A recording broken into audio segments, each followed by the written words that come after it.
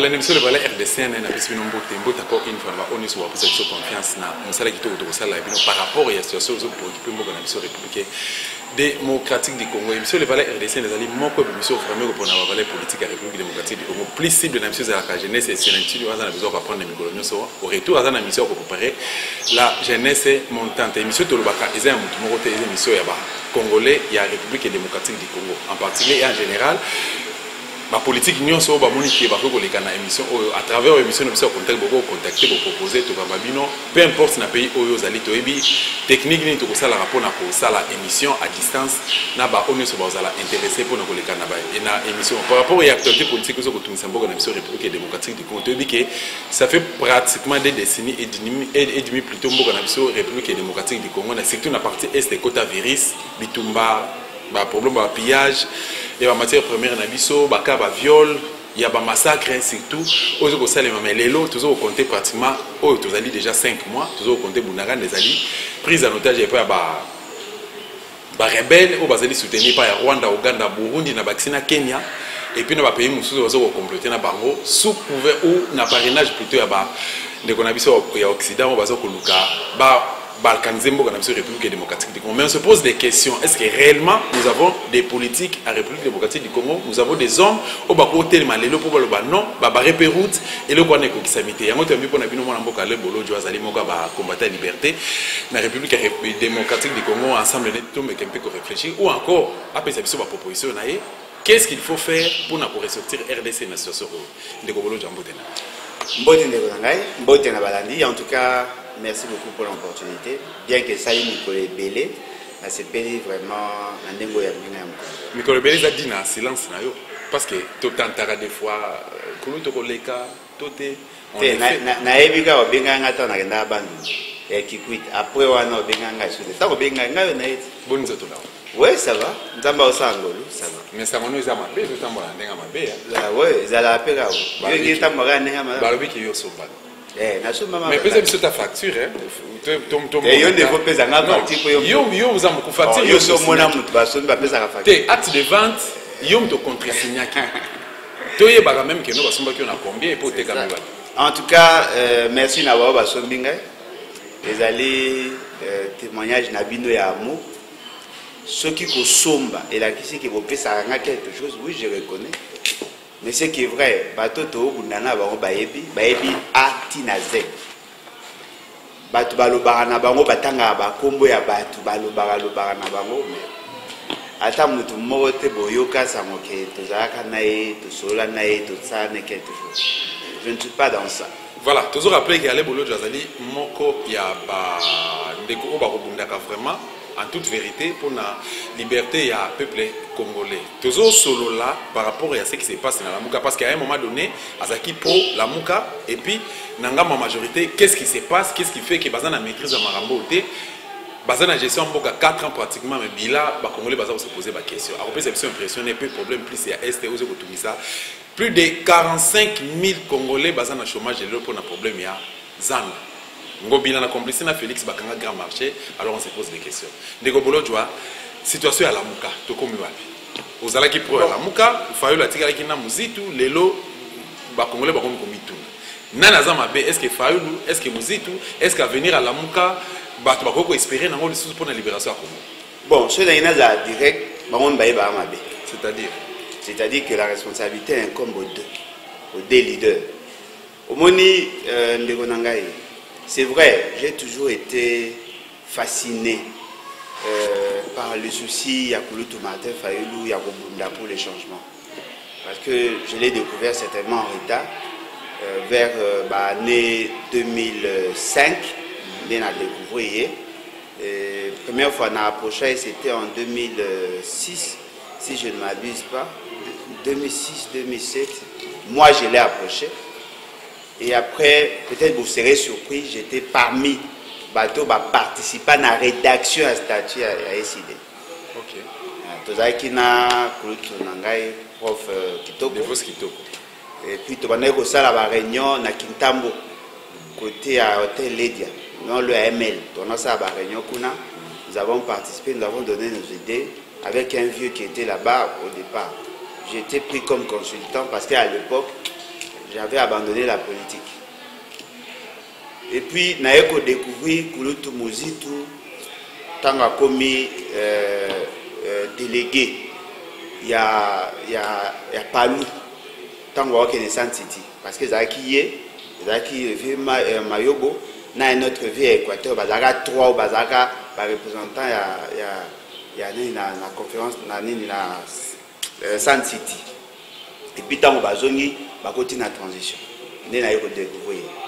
Je approché Muzitu grâce à la Mouka. Voyez-vous, grâce à la Mouka. C'est-à-dire que les alliés bateaux, j'apprécie de loin. J'aime l'intelligence à Muzitu.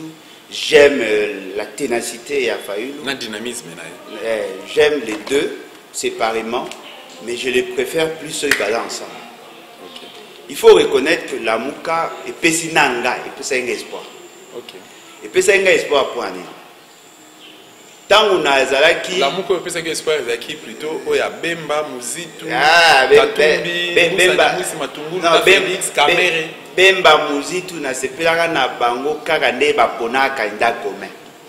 Mais o epesa nga espoir ça Martin Fayulu na Muzitu. Bango mibale wana. Parce que les autres là je pouvais m'en passer facilement. Et puis bato bayebi position na ngai. Tant to sali ba élection il y a 2019. Et là, quand Liboso a remarqué, le peuple avait besoin du changement.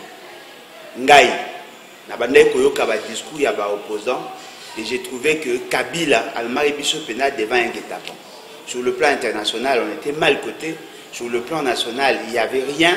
C'est-à-dire qu'à Komaki Nasuka, il ne pouvait plus produire. Et je m'étais dit, Nabi, voilà, il faut qu'il y ait changement, il faut qu'il y ait alternance et alternative pour que le pays ait redémarré.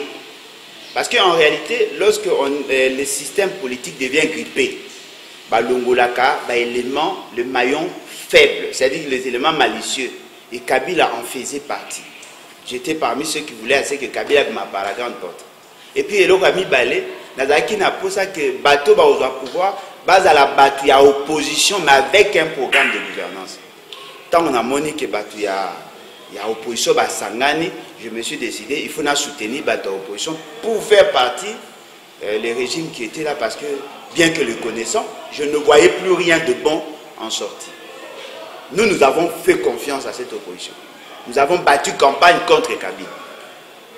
Mais le résultat surprenant, bateau to bataki na bango, auto bataille campagne contre Kabila, approcher d'abord deux, c'est-à-dire comment il s'appelle, Félix Sekedi na Kamere va approcher Kabila, connaissant déjà les enjeux. Moi j'ai futigé. Après moi personnellement je voulais d'ailleurs que Balongo parce qu'il y avait déjà un problème perceptuel en termes de visée, il y a politique au Bazaki Nango. Comme il y a posa ko senga Muzitu na Fayulu ba kende ko kutana na Félix Sekedi. Moi je n'avais pas chuté. C'était plus Katumbi, mais Bemba était d'accord. Ba kende ko kutana na Félix Sekedi. Moi j'avais refusé. Batiga isko mi balé.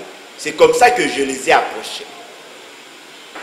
Je les ai vraiment officiellement approchés. On a dit ok, tout le monde ensemble, parce que je considère Fayulu comme un président élu. Et de ce fait, il avait droit à mon soutien parce qu'il a bénéficié d'une onction populaire. Et donc, il devait être accompagné parce que c'était un combat constitutionnel. Mais avec le temps, on a commis qu'on se rende compte que Kulutu Martin Fayulu, Kulutu Muzitu, quelle que soit leur bonne foi, ils sont mal entourés. Entourage na bango, et comme qui n'a tendance à commémorer, biloko loko ya bambouaki là. Biloko ya quoi qu'on s'est sous-estimé, qu'on s'est surestimé, créer ce que désordre dans le environnement. L'environnement est comme qui m'a dit. J'ai parlé avec le président Martin, j'ai parlé avec le président Muzitu, je leur ai dit, moi je pense qu'il faut vous à la unie pour l'intérêt à peuple.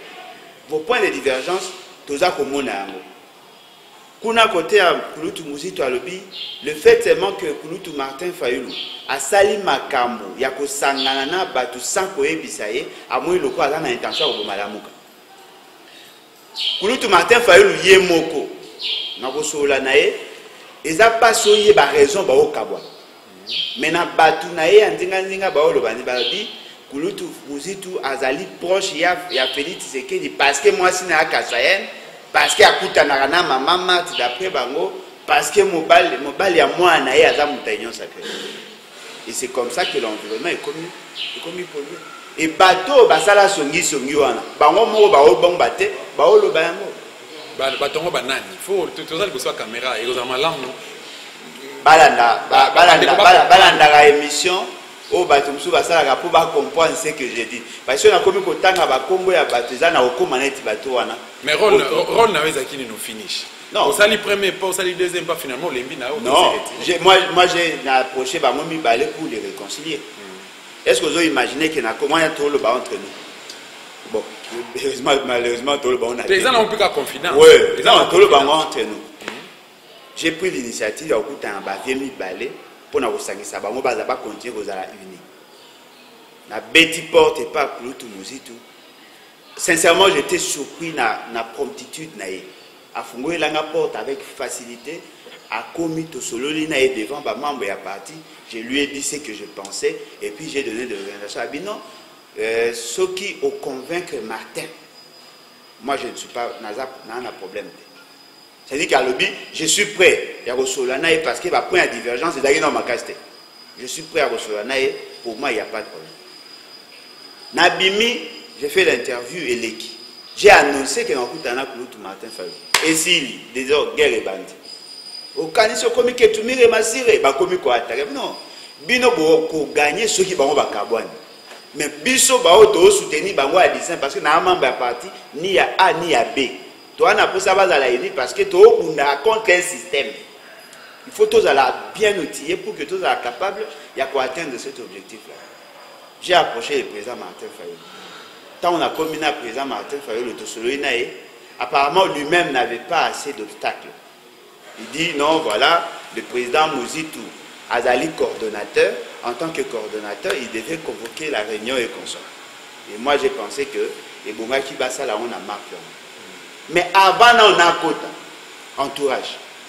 Même quand je sortais, entourage, même les journalistes entourage a pesé sur nous. Bah journaliste c'est Bakota quitté. Baboyi tout même confirmé le bosso à porte. Non. J'ai compris, on a dit, ok, il n'y a pas de problème. On a connu que le carrossage, on a téléphone. Tu vois, c'est-à-dire que ils ont plus à gagner si la mouka est kabouani. Oh, il y a la mouka est une plateforme politique. Ce qui va kabouani, la mouka n'a plus raison d'être. Ça n'a plus de sens. Si vous avez au stade où nous sommes, les lots, est-ce que musique on a point naé, on a point naé, est-ce que possible? Néonanga, n'a pas sa certitude les lots. Le bas peut-être ils en a dessous des cas. Bazozaka jamais ensemble. Donc et aussi Bazozaka jamais ensemble. Le bas peut-être ils a qu'il y a un intérêt où ils ont senga que on va s'engager. Mais en termes il y a politique, ils ne seront plus jamais ensemble. Voilà, question qu'on a tout proposé, et ça par rapport à la demande de la VCF à partir de la France, que peut une beauté, ou qui réaction à l'évolution par rapport à conflit aux origines entre Martin Fayou Madidina, mon premier Adolphe Muzitu, mais tu clore pas Joana, na conseil européen ça va aller ensemble. Donc la deux leaders na kati ya lamuka. Allez bolo joie. Hôtel caméra au PSA conseil par rapport à ce qui se passe dans mon penza hôtel caméra au passé message. Bon, bien que PSA conseil dans mon na TV Zarapena malamute, mais je profite quand même de l'occasion politiquement parler ça dans mon politesse. Té na bi Zarapena malamute, mais tout de même na lobby na ngina na profiter car rapport na OPSA. Je vous conseille Bokabwa. OK. Je vous conseille Bokabwana. Que chacun évolue à sa manière. Mais là, on a aussi un bino. On a aussi le quoi le sambo. Na Kouloutou Martin Fayou. Na Kouloutou Muzitu. Na aussi un bino batumi balé. Oyo ata soki bogosa ma benyoso bosa la biso ma bewanate. Bosa ngana Kabila te, bosa ngana Félix Tshisekedi. Merci beaucoup. On a un message de l'équipe. Mais tout qui est dans le vraiment, parce que la télévision a plus longa, tout qui est dans le monde par rapport à la gestion à Félix 4 après. Moi, je vais aller au Rolomani. Nini Oyomoni, depuis le 24 janvier 2019, Félix a prêté serment, a promis à Salaki, comme ça RDC allemande d'Afrique, comme ça va jeune congolais, millionnaire, va aux misala, si la guerre est c'est après même pour qu'il n'a pas beaucoup dans la place pour ces là, pour que paye comme une réalité. Les congolais va pas le payer na est, les soldats va avoir salaire à partir à 400 000 francs, $400 plutôt, ainsi de suite. Pour moi c'est belé musuku tuna ezo échappé ngai. Lelo 4 ans après moi mboka bolo joa, okoki ko yebisa ba congolais nini. Bilan nini yoko opesa. Bon, moi je crois que ce que l'année va émission de Sagana on a kala, na lobara déjà que kozana beaucoup nzilo quoi fait c'est que ça déjà likama. Likama ezate parce que ngi bat bakansa po bat baina été. Fait c'est que yemo déjà c'est un problème. Il n'a pas la capacité de comprendre ma cam. Il n'a pas la capacité de trouver la solution à ma cam. Ce qui veut dire qu'il a un pouvoir inutile. Alors, l'inutilité d'un pouvoir mal acquis est dans la conséquence sur la fonctionnalité de l'État. Mais quand on va imaginer faire ce qu'il arrive au pouvoir, d'abord, péché à Liboso et à Makassi a fait ce qu'il son background. Il n'a pas une bonne formation. Ça, c'est déjà un dossier à Liboso. Yami Balé, où il a déjà problème Makassi. Il est issu d'un parti tel que l'UDPS. Il a déjà les Kama Makassi a un candidat au l'UDPS. Yami Satou, il a accepté à dealer avec Kabila, que lui-même était des Rwandais, d'incompétents, des sanguinaires, sa place serait la prison, mais il a accepté. Et puis à ça, là, on a dégré, a signé accord na Kabila, qui était supposé être son ennemi d'hier, contre son propre frère. Fayulu était élu, mais il y a un limite. Félix c'est qu'elle a travaillé dans Kabila. Au début, nous sommes prêts à signer des alliances même avec le diable pourvu que nous atteignions l'objectif. Il a fait ça. Il a signé des deals avec le diable qui est Kabila juste pour avoir le pouvoir. Contexte, on a déjà. Les autres sacrifiés, c'est qu'ils ne pouvaient pas atteindre ces objectifs. Mais là, nous imaginons Albi, Souda reçoit $400 les mois. Ce qui a eu pouvoir, Souda a kosomba ndako a kosomba mutu bana ipa. Ce que tant azolo baka kozwa pouvoir, il parlait de quel pouvoir? Pouvoir majorité, pouvoir présidentiel. Parce que le pouvoir dans l'État, il faut y aller d'abord. Qu'est-ce que vous représentez par rapport à la fonctionnalité de l'État? Celui qui a la majorité parlementaire a plus d'atouts que celui qui a la présidence. Tu vois, tant qu'il y a une élection, ce qui n'a pas de question, il y a 50 candidats valables députés nationaux au IDP Sacha. 50 CAC. C'est-à-dire que Moutao pose Sabino qui a pouvoir, mais il ne s'est même pas préoccupé dans l'Assemblée nationale. À 50, il y a Pamba. Candidat valable, candidat valable. Ce que pouvoir il y a lui ne voyait que le pouvoir d'arrangement. UDPS, soi-disant grand parti, va mobiliser les militaires dans le voter. Va commis même pas à 7%. Il y a siège, même pas 7%. En quoi sont-ils grands? Alors, celui qui n'a pas le pouvoir au niveau du Parlement, au regard de la Constitution, en réalité, il doit faire de la figuration. Il y a un l'alliance na diable, il y a mystifier la majorité. Non, mais il est à la majorité avec les diables. La force reste à la loi. Non, mais il a la majorité avec les diables. Mais oui, pour naïe Nandenge non, mais à majorité, à s'imposer, à majorité. Tout à la psycho, 4 ans après, Bokonzaki zoba bozi liputa Java, bozi liputa super, bozi tralala, bozi ba tisi soki ba benga nini bosangisi botongi ekomika la place botonga ki ne place e parce que soko la do cheka ka boto yo tonga ki ne place e parce que bokonzaki zoba ndemo. Si c'est à refaire, un pays sérieux ne peut pas avoir un président comme Félix Tshisekedi. Si c'est à refaire quoi? C'est un pays sérieux, ne peut pas avoir un président comme président. Dans le secteur local, la santé, à promettre même que non d'ici là, bientôt là, les Congolais ont besoin de soins de santé au Félé, à Tchaki, gratuité enseignement de base imposé, état de siège, et puis social là-bas, dans Moka, promettait qu'il va Thomson, carton social. Non, il y a ça depuis Félix, c'est qu'il y a Botamati à Komilo, il a déjà salé Simba, net. Depuis à Botami politique, Mati à Komilo, il a déjà salé Simba. Attends, moi je ne suis pas sociologue, moi je suis économiste. Mobutu a géré ces pays avec moins de 500 millions de dollars. Il y a budget, moins de 500 millions de dollars. Accueilli à côté en contact avec les institutions financières internationales. À me mettre sur 2 milliards 400 millions de dollars. À Tongi Inga. À Tongi Pont Maréchal.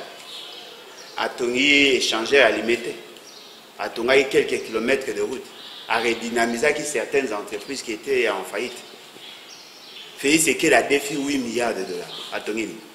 Il s'en est l'eau, moro, yo, yébigué, Félix Sekela sera coupé au Kanza, moro. Kobeta Masolo, à Ndako, Baoto, Makota, Paye, PPT. Ils ont projet à Kabila à négocier en Okala. Et l'eau, ni Félix Sekela a sali à Yé, pour Monique a bandi, na zéro, à sali l'eau au Pessim. Netini. Lui, l'héritier, il hérite de tout. Il hérite les incompétences, il hérite tout. Il y a quoi? Dites-moi qu'est-ce que Félix Sekela a conçu où est outil na maïle na ya bumoto na ya bimisa pesi netini. Boze la nini na mutu.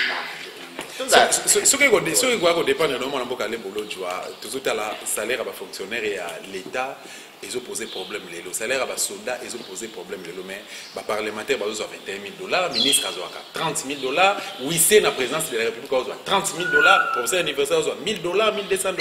On a beaucoup de en tant qu'un économiste, Félix a petit taux, la lobby qui est à matière de Djambo, qui a 10 milliards, je ne sais pas. Voilà. Oui, c'est la présidence a pratiquement 3 000.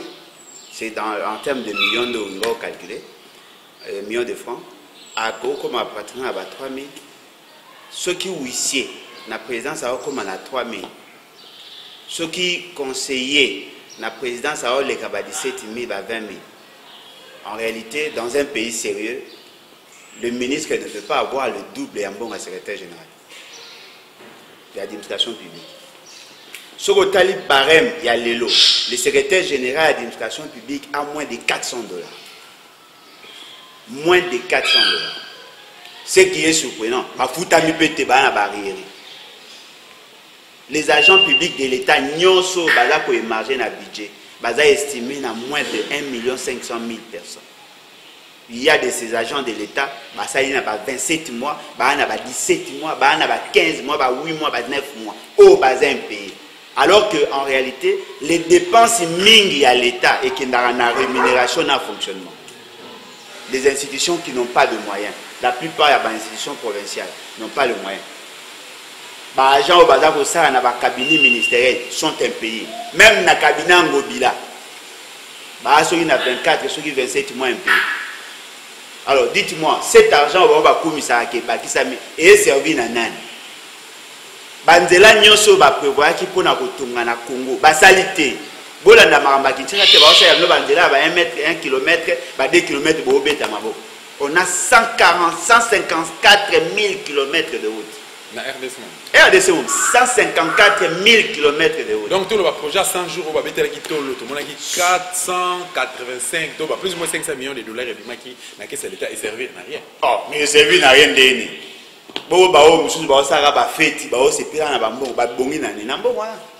C'est-à-dire que M. Félix Sekela vous dit qu'il a un budget où il a pour toucher 11 milliards de $, mais la population vit en deçà. Il y a un niveau, il y a mon bout à 500 millions. Il y a commis 20 fois plus riche, mais la population a 2 fois plus pauvre. À l'époque, le secrétaire général, bien qu'il y ait un standing de vie à danger, mais au moins il vivait avec dignité. Les militaires régulièrement, bien qu'ils aient un retard, ils ont gâté, mais au moins ils ont régulier. Mobutu a organisé des guerres dans ces pays et il a gagné avec le même montant. Mais vous avez 11 milliards de $, mais la population est payée, le province, il n'y a rien. Il y aura quoi aventure? Aventure les années. Alors, non, voilà. Je lance les activités il y a 145 territoires en 2022. On a posé une question, oui, 2022, oui, mais vous avez le budget en gros, wapi. Et là, vous êtes surprenant, peut-être qu'on va surprendre des bateaux. Le projet va qui avec pompe. C'est cette année, on a un budget à 2023. C'est-à-dire que le programme à 145 territoires, qui n'a pas de sous-bassement constitutionnel, va créer un mécanisme pour que va intégrer un budget à 2023. Mais va y a 2022. Bah nous ça y est depuis 2021. Lukuta. Donc bango elo ba yebi bien. Bilan na bango yeba ni na ba nyonso. C'est le mensonge. Au lancer, non, toujours lancé, appel d'offres, et tout ça, bah, tu vas gagner le marché. Oui, mais ils ont repris ça en 2023. Or, 2023, il y a le budget, il y a une année électorale. Bah, au Banda, bah, action, certainement à partir du mois d'avril. Ceux qui vont bandir financer à partir du mois d'avril, il faut passer l'effort ici, là, au moins avant fin décembre, pour qu'il y ait un écoute na bilan là-bas. Commencer à construire un hôpital n'est pas un résultat. C'est-à-dire qu'ils construisent leur politique sur base de mensonges. Est-ce que vous avez imaginé? Dans notre armée, il y a des militaires qui sont de nouvelles unités. Dans notre armée, il y a des policiers qui sont de nouvelles unités, qui ne sont même pas pris en charge par l'État. Depuis Félix Sekedi Azui, seul militaire où a bénéficié de la tenue et Zaka Bachikata. Ata tenue à Pamba au sommet la soda, à Sombité. Est-ce que vous avez temps quand même dans la période où il y a autant de camps, le camp de Fungo, la camp de Natambola, camp Badiadingi, camp Mobutu. Natambola, il y a une monica, maman m'a dit que ça va vidéo à salité à camp Oto Tangawan. Il y a salité sur la revue de ma condition à ma vie. Alors dites-moi, Mbongo Nyonso Bino Bozako engrangé, ça sert à qui? Yoza Mobote, Ozo Kumisake, au commis plus riche qu'avant. Mais le résultat surprenant, les dépenses sont effectuées ou effectuées. Pas bêtement, ma boque. Vous avez tchana na peine. Tout ce qui est dans le est, Mboka Nabiso, Mboka Alain Bolojwa, ngana uto zana moi connaissance, moi maîtrise, il y a ce qui se passe aujourd'hui na RDC, ba Congolais bazolela. Mais curieusement, multiples promesses plutôt Félix Asala qui n'a prêt pour Nakoufa afin que paix est comme une réalité surtout dans la partie est Mboka Nabiso. Mais tout le monde est en gambo naie bande quoi IDPS ba comme ko finga même ba maman ba victime à viol bazo il s'en fout na oezoleka. Mais et comme le moi théâtre moko boy. Moi ba to bazo kufa ba maman bazo continuer à la violer. Pendant que 2 ans pratiquement 2 ans à état de siège, qu'est-ce qui s'est passé? Ndeonangai bandeko balinga fait c'est que bo supporter na pe na momu so ko lobate. Bo sala suka na aventure. Omoyi nyoso bo sala na ezaka po kanda ko moyena bo moni angote et ko se manifester ka un jour. Monsieur fait c'est qu'il a décrété état de siège. To le bara na bino déjà que état de siège obima lo quoi état de piège. On l'a dit. Pendant l'état de siège, les groupes armés étrangers, soldats occupé Mboka Bafandi et Sidi. Monsieur Félix Sekedi non ceux qui ont échoué, parce que les militaires sont des traîtres. Atindi, les papas Mbala en retraite anticipée. Sans programmation, Batindi en retraite. Batindi quelques militaires en retraite. Officiers militaires, niveau il y a logistique, niveau il y a opération, niveau il y a renseignement, niveau il y a administration, tindi bango li banda armée en retraite parce que on considère que on aime à la base. Monsieur Félix Sekedi Azui Soda, Oazaki colonel, à commissaire général de brigade, à commissaire général major, à commissaire lieutenant général, un mois après à commissaire chef d'état-major général. L'armée, il y a âme, il y a socle, il y a atteinte, il y a objectif, il y a intégration, il y a intégrité territoriale. Le lot armé est comme il travaille dans la frustration. C'est général, chef MG que je ne combats pas par ailleurs. Aya commis la Bokonzi. Quand le quoi va attaquer les jeunes, ah oui non, on va attaquer Bounaga, on va récupérer Bounaga. Papa, yo zara qui nassé, vous avez qui na garde républicaine, au yébi dans le maramou yarmete, au assumant nos responsabilités. Mais Azui quand même temps, la carte armée. Non, Azui temps la carte armée comme un exécutant. Oui, mais c'est pendant plusieurs années à gérer brigade. Non, mais brigade de sécurité a fait c'est comme le service de gardiennage, mais le président de la République. Il ne participe pas dans le secret de l'armée. Oh, mais il a un cabinet. Il a un cabinet. Ah, pour que faire face à ce qui se passe. Il a raison, il les genoux. Oh non, Moutatanga n'a été, il a assistant pour Banosa. Qui vous dit que ce que va conseiller à bio. Je ne dis pas que ce militaire-là n'a pas été bien formé. Il a été formé à un niveau naïe. Il était colonel. Non, tu as le bas, pour comprendre. Na vie, na société, na management, na bagino de tout baebi maramba gestion. Soko yo komina esika. Ata soko saraka na société wana. La première des choses, il faut faire le diagnostic. Koyeba eloroni ba inga ba salaki, eloroni ne salamaki, eloroni salamaki te et pour cause. C'est-à-dire qu'il faut ça là un diagnostic. Ils allaient adapter par rapport à domaine. Sauf aussi dans le diagnostic, le point fort, le point faible, en ce moment-là, tu prends la décision. Yo zui beaucoup ceux qui lundi, ceux qui mardi, mbalamo lancer l'opération. Atini bana batu ba no bunda. O pas que ne ko attaquer Bounaga, il faut tout récupérer. Oyebi force à Mouningate, oyebi force na atini ba soda ba kufi. Basoda bakimi minduki bapesi bango ils ont adapté bongo eyete pendant les plans opérationnels ils ont renseignements à malongate il y a eu des militaires qui ont été tués. Ngambo FARDC ou bien ngambo ya FARDC ndaji fuite akimi na oh non nakata mboka na FARDC akimi non mais okima non mais c'est na armée et pekisa miko kima ezaki na mboka na ye na mboka na ye na mboka na ye ndenge biso to yebi mais bango ba yebi eza mboka na bango mboka ba ya bato M23. Donc au jour d'aujourd'hui, après Bounanganda, combien de territoires autopères? Ne parlez pas en termes de territoire. Biso ba auto éducation ya kala. Ata 100 mètres za mabe. Bino bo wela bo en termes de territoire et puis ba territoire bo kalike za ko ba commune ngengi ete. Eza ba mboka minene. Ata 100 mètres, ata sokozui ka mabele na biso bimi nango. Eza violation en droit na biso. Alors ceux qui déjà battu ça maman oui bah ça mon poignet bah on l'a qui sabino que bah on est bah un changement non ton lac ça va mon fort de frappe bon bazaki bah traître non le traître c'est au sommet de l'état bon tina mbongo pas bah sodaté bon sommet bah équipementé même pendant que le peuple a zolé là pays c'est qu'il a obina bah meya bon mon angote tant bah on soit Bounaga ya zara tout tika bah blague mbongo yo ils en a battu bah c'est sacrifié pour nango. Ils ont peine à bateau, ils sont prêts à se sacrifier pour Nango. L'aventure au boss est supportable. Il y a une aventure.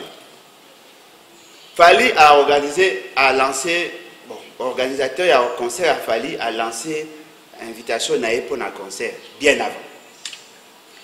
Bango ba ebi mbo reza mabe, na ba tiki quand même concert et bêta. Na idée na bango zane. Loka to tini ba soda, so to komi kuna yeke ba soda ba sali moins exploit, to ko komi samba moko concert wa le roi fait. Toutes les autorités entre guillemets ba kenda ba concert. Na moni mutu mo ya fait c'est ka zo binara mbia me asuki be bona mande fe. Ba zo binara kuna na katia ya concert. Pendant ce temps-là, ba obeta ba soda ya biso masasi. Ba soda ba kufi. Yo so mona guerre ça mi soda ku fate. Et puis, ça ne peut pas se parce que va couper belé. Mais il y a une aventure. Dans des pays sérieux, lorsque vous êtes dans vous avez à défendre une situation telle que la nôtre aujourd'hui, tous les dirigeants vont concentrer sur ça. Ils ont moyen, ils ont armes. Eux ne sont pas préoccupés. Ils ont la guerre, ils ont aucun opinion. Moi, si non, ils ont menacé, ils ont fait. Mais apparemment, M. Félix Azar s'inquiétait, il s'est pour moi, Azar au four et au moulin, à voyager, à voyage à tout ça. Voyage touristique, il y a pas voyage. Mais il y a le bac à voyage diplomatique.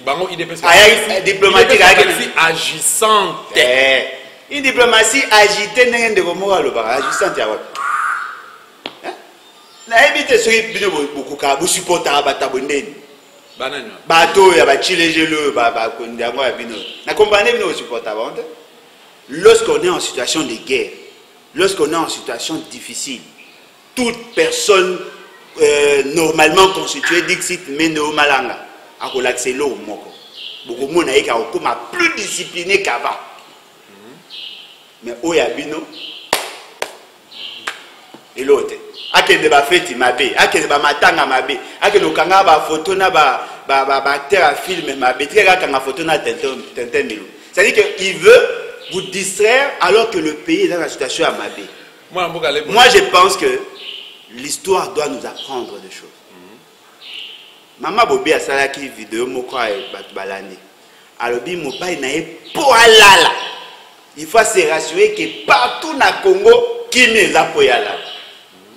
Biso, fait ce que alala la et même pas galali. Comment ça? Oh, on se rappelle que balandi na fête. Oh yebane. Yo yoga sa moté que chaque samedi va sa fête na baloni. Mais si vous hôtel à Félix, ce côté les lobo Félix mais c'est Chilombo. Ce hôtel les lobo. Est-ce que en lui, aux hommes on a cette impression monto azana azo diriger mogeza na bitu. Té. Comment? Na omona monto yo azo récupérer passé retard ya passé. Et mais quand on va expliquer. Retard ya passé ndewelo va expliquer exactement. Moi ba biso ezala que ala na carence à biloko olia, a commis ce qu'on lia pour récupérer a commis obèse. C'est ça. C'est ce que moi je constate. C'est-à-dire que M. Félix Sekedi n'a pas de souci. Pour naïe, c'est une gloire d'être appelé président. Et moi, ça, chef de l'État, attends un tapis rouge. Parce qu'en ce moment précis, en réalité, toutes les énergies doivent être focus sur la solution de la partie Est. Il y a une éducation à Bissoter. Lui, il y a Zara Moboutiste, après Balongwe, Bakena, la Bango, ça va y dépêcher. Mais bisona bato mususu toza to ana culture et pas na biso la terre est sacrée. Il y a dans la culture on a c'est quoi les lois sur dépendre sur que dépendre na yo au ça la proposition pour que to si ça quand même to mais un peu pour mettre fin à la situation de tout ça. Il faut changer le commandant suprême. Il est défaillant. Qui est ce commandant suprême? Félix. Oh il est défaillant. Ce qui bosse beaucoup ya malunga. O ayebi eloko ni ne sengela sala. Ou azana souci à résoudre des problèmes.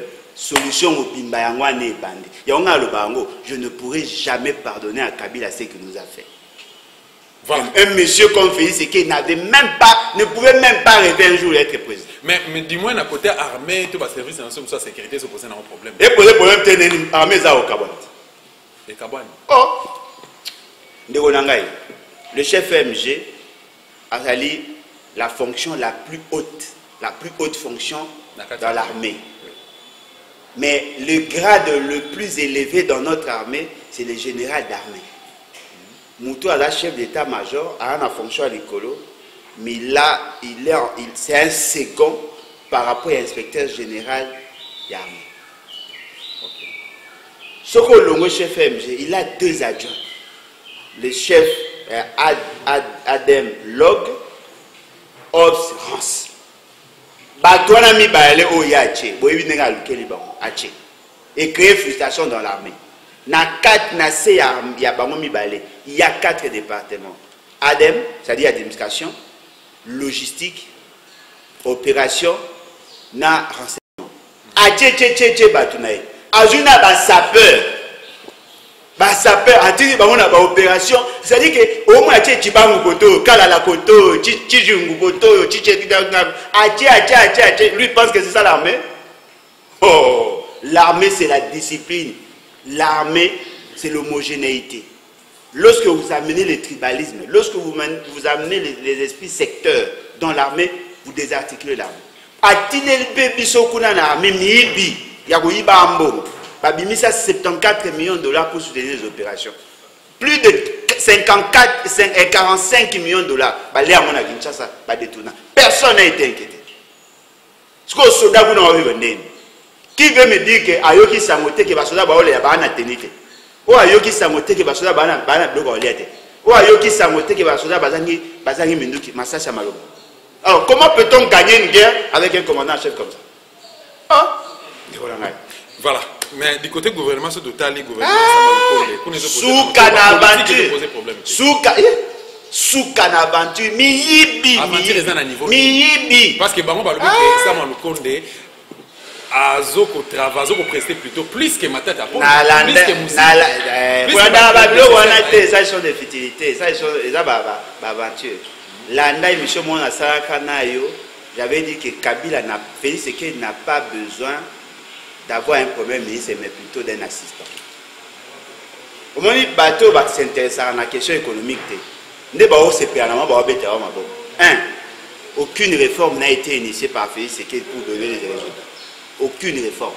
C'est la réforme où il y a sali tribalisation à l'institution. Aucune réforme initiée. 2. Embellie économique internationale. Il y a un des actes justifiés ce que nous voyons. Il y a eu des révisions. La réforme, il y a code minier. Où ils ont imposé par importateurs, par producteurs, par exploitants dans le domaine minier et consorts, par Pakistan, Mbongo, l'État comme il y a Mbongo est belé en pourcentage par rapport à Nengezaki. Il y a des matières au niveau international, prix et mati.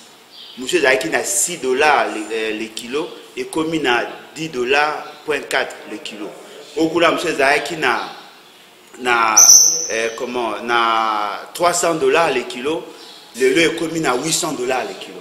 Si vous le col à Mbongo au Fuluka, bango ba monique non bango ba ça inine.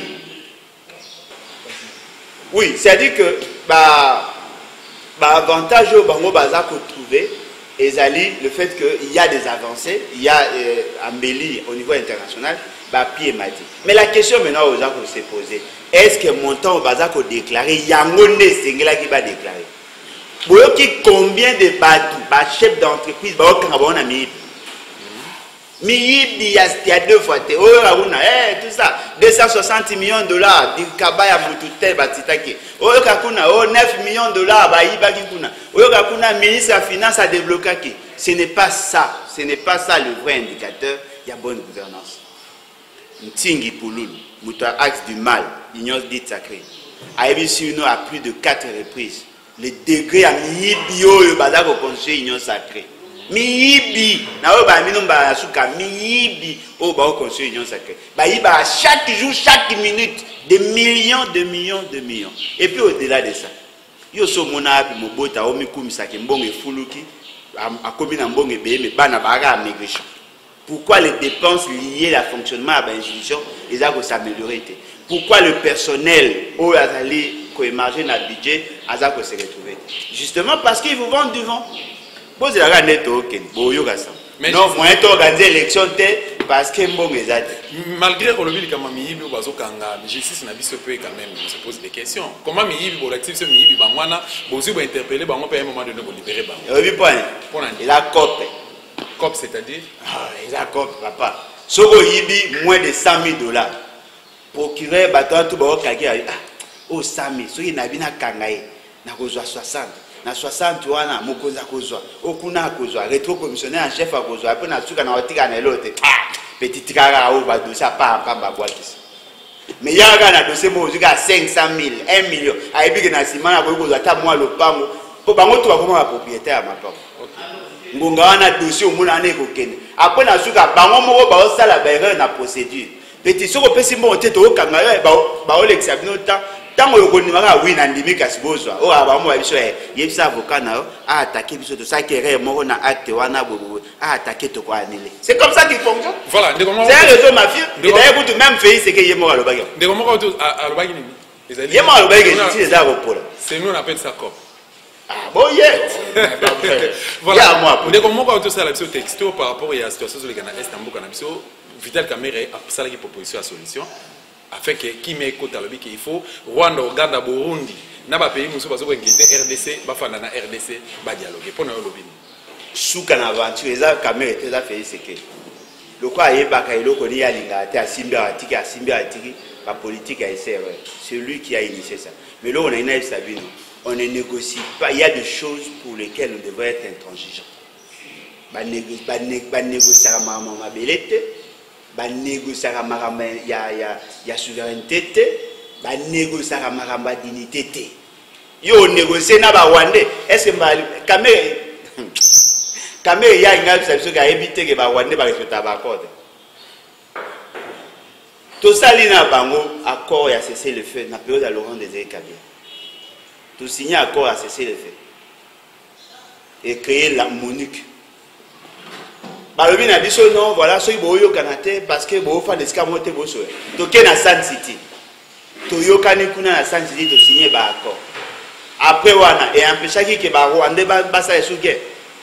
Le Rwandais était représenté par RCD, non? Après, le même Rwandais ont créé encore un groupe, Basalamo, dans CNDP. Vous négociez dans la CNDP, Basali M23. Bobomi M23, Basali sous M23. Qui vous dit que cette fois-ci, est-ce que vous savez que le Rwanda vit chez nous? Azo visé nini? Non, ma papa, Azo visé domination, il y a race bantou par les Tutsi. C'est ça, c'est le même combat qu'ils ont mené chez eux, c'est ce qu'ils veulent mener chez nous. Si vous avez une idée à bateau PC, solution des années. Si vous avez une caméra, il faut tout ça l'effort, tous les politiciens sérieux. Oh, moi, dans la génération à Mobutu, j'ai connu Laurent Désiré Kabila. Il y a des défauts, certes, mais ces deux personnalités ont forgé mon esprit. Il y a des choses pour lesquelles nous devons être intransigeants. Et après ça, j'ai hérité l'esprit Yalumumba. Moi, je ne peux pas négocier sur la terre. Voilà. Parce qu'il y a un héritage. Il y a une nationalité douteuse et tout ça. Et donc, ils ont embrouillé. Le Congo démocratique, tout ce qui est Nasuka, Bazali, inquiété depuis plus de 45 000 Congolais le font le chômage. Tu as évité de faire des bandits. Bazolé, ça m'a bouté. Gentini Ngobila n'a complicité na Félix Bakanaza. Moi, je suis allé à apport na yo papa maman bazo ko benga biso bazo ko lela du jour au nuit et ko kozala ni ba maman ngai na okote la bino me nazo condamner bébé na côté bino po ezamawa ba tebe ba ndai ko vivre na ba bloko wana ba msusu bazwaka ba mbongo na ba finka ba msusu bazwaka ba nyongo ba kotaka ba likele mbaye consomme des ordres comptables biloko msusu ba defara ya ko defa moya bazo misate et là on a monaka bêtise ezali ba benga na bino na zande bo bandi ko manifester après bo lâcher prise ba ebisi bino non basali ba wenze et o basali wenze na Wilere basali wenze na telle place bo kei bo ko okota na ba wenze wana na loyenge bino moko bo kabwani bo ko okota na wenze ba o bazaki na posa ko kunda komba ba se sentir minoritaire, ils ont été matés. N'oubliez pas qu'il y a un jeune qui a été tué pour ces marchés là. Son sang, ils ont crié vengeance. Gentini Ngobila Moyuma Mai, Alobina Binoni. Voilà, et tous autres moderniser les armes. Oui, la population avait refusé. Vous avez insisté. Où en sommes-nous? Donc, Mobutu Kuto, bateau Kuto, Batonga bâtiment, Basala Boyko Batonga bâtiment, Pavillon, Bobuka, Mona Muteba Mabe, Sigo le Hossein, Toyo Kabo, Mbongo Balia. Balia, IGF faut baobete la maman. Ah, IGF pas là le roi ça il va oser pas ce qui s'abuse. Il vous distrait? Moi namboka na kanzi to komi vraiment na suka to lobi mingi makom sport ça les a passé télévision za rappeler sunga to komi na suka to zo mbala sima mais tozo quatre émissions na ba proposition na yo parce que ko critiquer c'est bien bon. Ko après observation toza toujours na ba proposition par ça. Alors ce qui va revenir na yo moi namboka le bolo joa politique, la politique est signée par la Nini pour sauver le Congo. Et puis, par la population des Arabes. La politique n'a pas confiance dans la volonté, comment ça va aventure. Je voudrais plutôt demander à la population. Article 64. Et ça, l'alinéa mi balé. Nous sommes article 64. Alinéa liboso. Muto a joué beaucoup d'andengue à Mabé. A aussi la on andengue à Kanza. C'est un ennemi de la République football. Alinéa mi balé. Et le dit que et peki samina mutu alongo akoisa bokonzo et sami selon la constitution. Fait ce qui a fait la constitution, tu as fait la carte. Ce que vous bangez là. Ce qui peuple là n'a pas ça changement, il y a un hôtel. Pour moi on mona te nani a wo hôtel ma va changer ma. Ngana on mona ta nani. À part peuple nani. Boa capable de retourner sa stade pour non se payer sa faille. 120 000 personnes au bêti ma bo. Mais 120 000 personnes, voilà le problème. Neni bino bogoza le belé groupe moko boya bâtiment ba osakana li soki bo na posa changement bino ne faut voter mais pour na batu musu ba ozoko espérer na ba élection wana za ba aventure de onangai wana za ba aventure élection bino boke na élection en position de faiblesse combat tout bato ba olinga élection ba mener Félix qui azo battre ba osaï bolinga pembo soki ba bino ka mbongo bobu Et si donc ce qui dépendre de l'élection. Non, l'élection est importante, mais l'élection a beauté. L'élection va Rwandais, va Ougandais, va Zambie, va Turquie, va voter. L'élection va ça m'amener des autres. Non. Si va salir fort, va qui attaque pour atteindre un seul objectif, c'est-à-dire qu'on même une grande réforme, on pouvait prendre le risque de dire ok, tout mes kata na élection, tant que nous c'est possible. Mais boye déjà, bon moi que Teresa Mabe, proposition nyonso ba on ba sala, ata moko fait ce gars ça. Fait ce gars dans la majorité na mécanique, il a la maîtrise de la banque centrale. Azana parti bakabula bamindu kipona oboma bato ba hotemela bango azana armée bato bazako ndimaye azana bamindelo bato bakumisaka ke balandaka ina sima boke na élection ama nanga jinyo nenga zawana ade ana papier bakoma komona pourcentage nanga jinyo wo benga denika ade ana kumba papier bakoma 52,8% fait ce que ata yo so poser question lelo élection na ça met poser question qui va gagner aux élections fait ce qu'avec 52,8%. Vous allez dans ce genre d'élection. Voilà, tout ce qui ici n'a un point de vue par rapport à rapatriement accord à Maréchal Félix Atinda Kimbo, soit Atindi, entourage, finalement, moi, c'est Nyakero, à Kendegona, Solana, Maman, pour la dernière famille. Pour que Korea, Kondo Maréchal 25 après, et Zongana Kishasa, point de vue. Bon, en tout cas, ce qui est vrai, et à Félix, et à Langai, et à la Yo, Moutouan a droit sur le corps à Mobutu Azati. Seul Moutouan a droit sur le corps à Mobutu, c'est sa famille biologique. Mobutu abala azana mwasi na ye veuve na ye azali ana bana ye soki bango balingi baya na ko ya papa na bango ata to de chesha de combat ekoya soki bango baboyi ekoya te mais ngazi ko question na opposé bolingi eya sikoyo elo on échange po soki bondimi ko Mobutu ya lelo elaksi ke bondimi bakunda ye na ndenge bakundela ye boke no ta ekonde chen sege ska bakundai mbonge bima ebele bota mozole basaila loko a payote ya kabiara mo bo comparer mozolo basaila et chen sekedi bo comparer mozolo basaila papa nani Kisombi Kisombe bo comparer mozole à Kisombe qui était qu'un simple ministre na mozole chen sekedi qui était un ancien premier ministre famille et sanité famille kesani ba famille muso mwa muta azolela matanga mazo samela kwa o négocier na muta bomaka soki nene a négocier famille kesani famille Mobutu. Je crois que je ne dis pas que vous êtes une famille sainte, mais je crois que Mobutu mérite d'être enterré par un pouvoir sérieux. Merci beaucoup. Botika babantu ya ba Félix que atini bato atini boyoki boy d'ailleurs maman Bobi a plus outillé que bango pour maman Bobi a formé na ba service aibi ba makamona aibi ke ba oya kunaka po ba na posta ba mona ba équatorien non voilà ba kundia no Mobutu ba voter et puis attention bokundi Mobutu. Personne ne prendra le courage de voter Mobutu va faire jamais.